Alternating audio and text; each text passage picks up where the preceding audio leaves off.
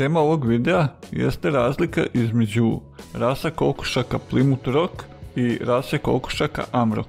U videu 6 rasa kokošaka nosilja, najbolje koke nosilje, sam te dve rase kokošaka izjednačio. Na ovaj propust su mi pažnju skrenuli MM i malo kasnije Aleksa Janićijević u samim komentarima na taj video.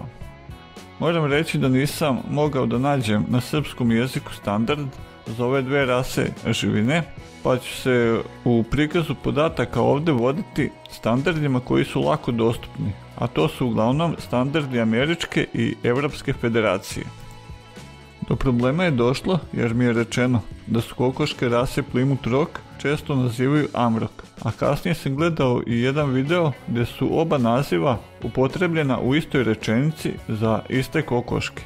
Ono što im je zajedničko jesu da su kombinovane rase, selektovane za dobru nosivost i radi proizvodnje mesa.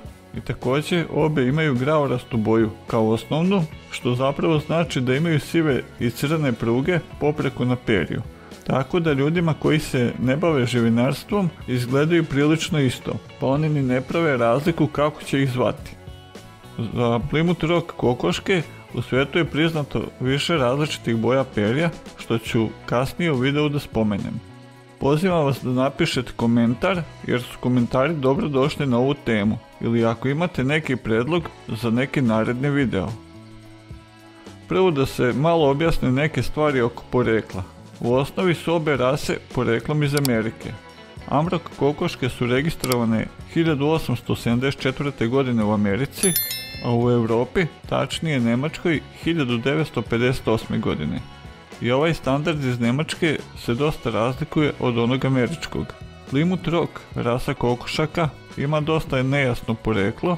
Prvi put je izlagana 1869. godine u Americi, a njen standard je objavljen od strane američkih uzgajivača živine 1874. godine. Znači, obe rase su dosta stare.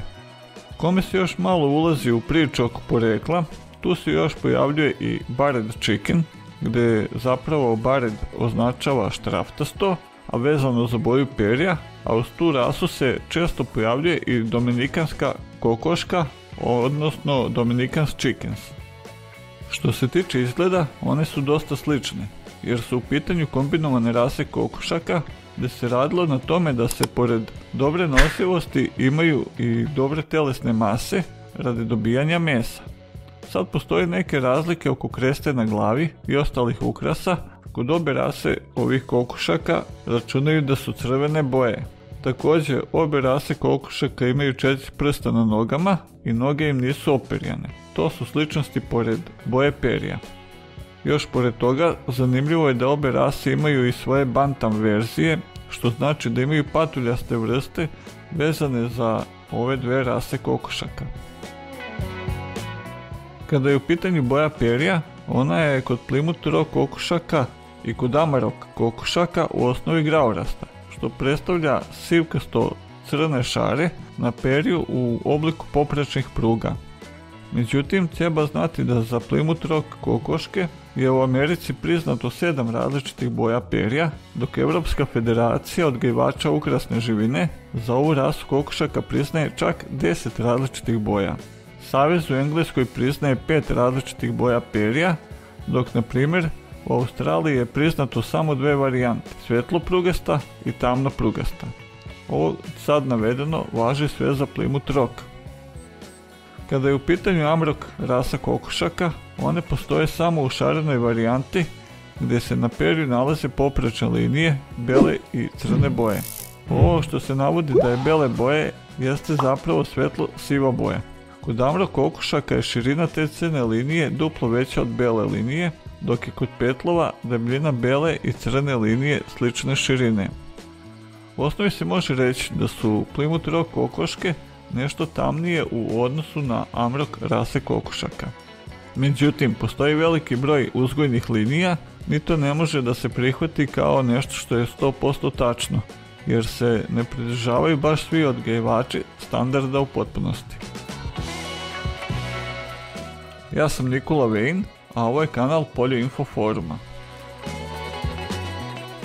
Što se tiče veličine, ona ima približno jednake vrednosti, Pošto su obje rase kokošaka delom selektovane za proizvodnju mesa, tačne preporuke za težinu se razlikuju od saveza do saveza, ali to je okvirno da težina kokošaka bude od 2,5 do 3,5 kg, dok je za petlove ta težina trebala bi da bude od 3 do 4 kg. Ovo za težinu je u stvari bitno samo za ukrasne kokoške i petlove koji će se izlagati na izložbama ukrasne živine. Amrok ima dosta miran temperament, pa se tako navodi podatak da je dovoljno da ograda oko prostora gde borave kokoške bude visine 80 cm i da je amrok kokoške neće preletiti. Plymouth Rock se opisuje na sličan način kada je u pitanju temperament. U osnovi nema nekih problema ukoliko imaju dovoljno mesta za kretanje. Pre priče o nosivosti jaja moram da kažem da ona zavisi od linije od koje potiču kokoške, zatim od načina njihove ishrane, delom od toga koje je godišnje doba i od same starosti kokošaka. Amrok nosi oko 240 jaja godišnje, a navodi se da je prosječna težina oko 58 grama. Plymouth Rock se prema američkom standardu vodi kao rasa kokošaka koja ima nosivost od 210 jaja za godinu dana, ali to je neki prosjek. Sad da kažem da nemaju ni sve kokoške iz istog legla istu nosivost, a kamoli iz različitih linija, te ove podatke treba uzeti sa rezervom. Međutim, kao kokoške za dvorište su ove dve rase veoma dobre, jer imaju nosivost koja je malo veća od 200 jaja godišnje. Ovdje ću vas ponovo pozvati da ostavite neki svoj komentar ili pitanje ukoliko imate o ovim rasama ukrasnih kokošaka. Jedna od stvari na koju se obraća pažnja jeste spremnost da se kokoške raskucaju i da nakon toga leže na jajima dok se pilići ne izlegu iz jaja.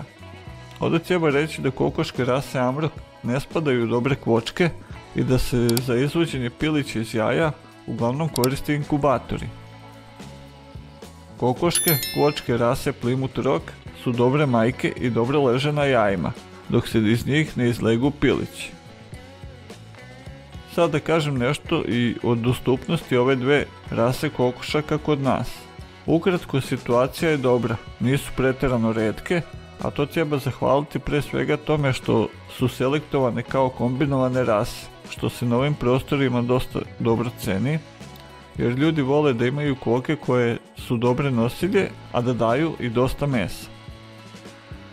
Sad kada je u pitanju nabavka kokošaka koje bi se izlagale na izložbama, tu je već pitanje šta bi se moglo nabaviti da se uklapa u standard. Mada opet moram da priznam da nisam našao da postoji srpska verzija standarda za bilo koju od ove dve rase kokošaka. Čak nisam našao ni sajt gdje bi bili prikazani standardi za rase koje su priznate u Srbiji i koje se izlažu na izložbama. Ovim se završava ovaj video, pozdravljam vas i predlažem da pogledate još neki video na Poljoinfo YouTube kanalu.